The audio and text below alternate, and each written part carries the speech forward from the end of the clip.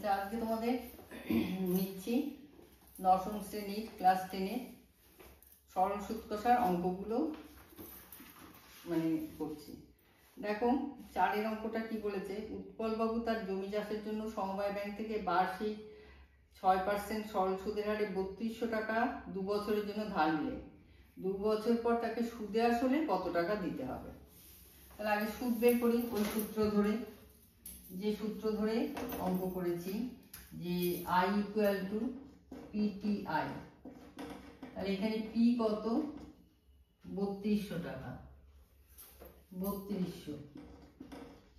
T কত? T হচ্ছে তোমার 2, আর I হচ্ছে 6। তাহলে ক্যাপিটাল I = 3200 ইন্টু 2/6-100।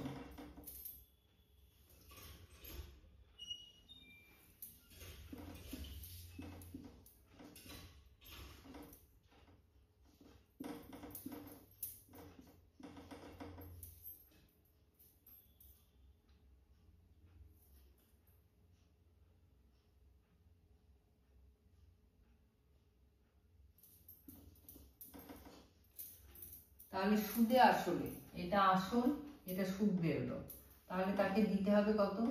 3200 + 384 সমান 3584 টাকা তাকে 2 বছর পর সুদে আসলে দিতে হবে। এটা হচ্ছে এই অঙ্ক গেল।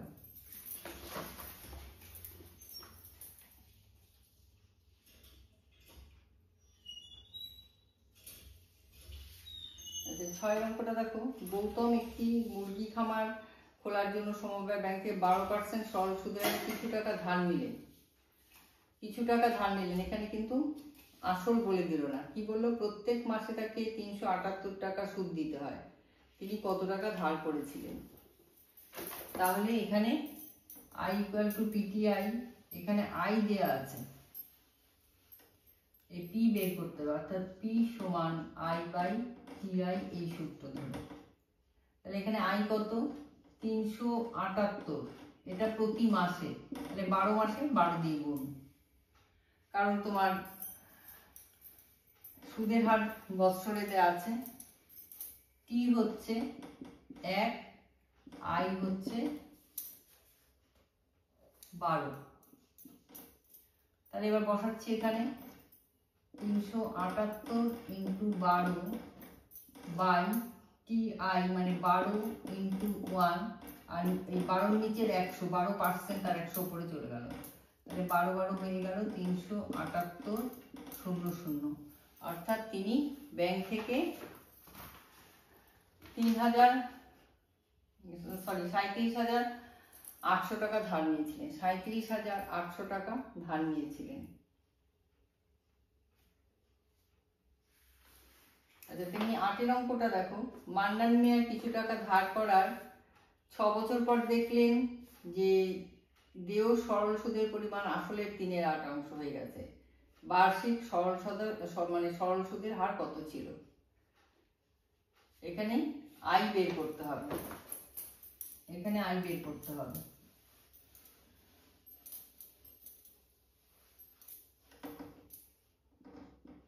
Capital I/PT। তাহলে এখানে ধরি আসল, যেহেতু বলা নেই কিছু, ধরি আসল P সমান X। তাহলে ক্যাপিটাল I বলেছে যে কি হবে? আসলের 3/8, আসল X, তার 3/8, এটা হচ্ছে ক্যাপিটাল I হলো। আর কি দেওয়া আছে? 6 বছর পর, T হচ্ছে 6, তাহলে I হচ্ছে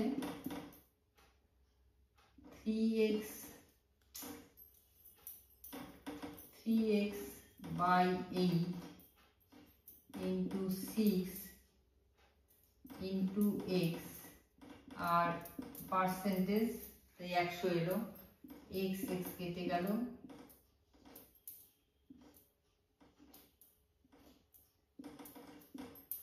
তাহলে 25/4 তাহলে 6.14%।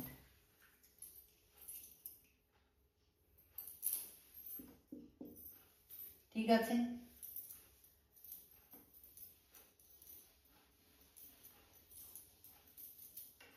এইবার 9 অঙ্কটা দেখো, খুব সুন্দর অঙ্কটা।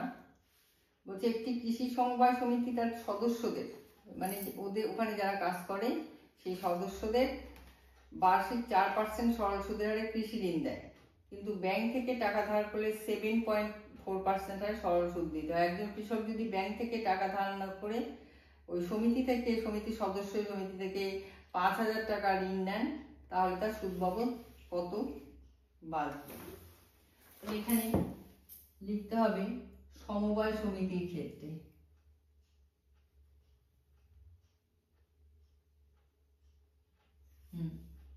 সমবায় সমিতির ক্ষেত্রে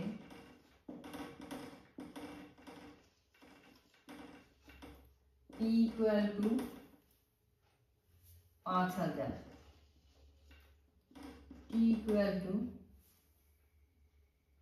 1 আর I equal to 4। তাহলে capital I equal to 5,000 into 1 into 4 by 100,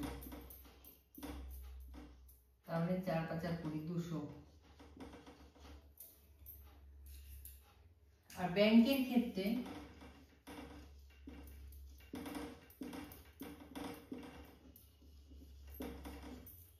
P হচ্ছে 5,000, T হচ্ছে 1, I হচ্ছে 7.4।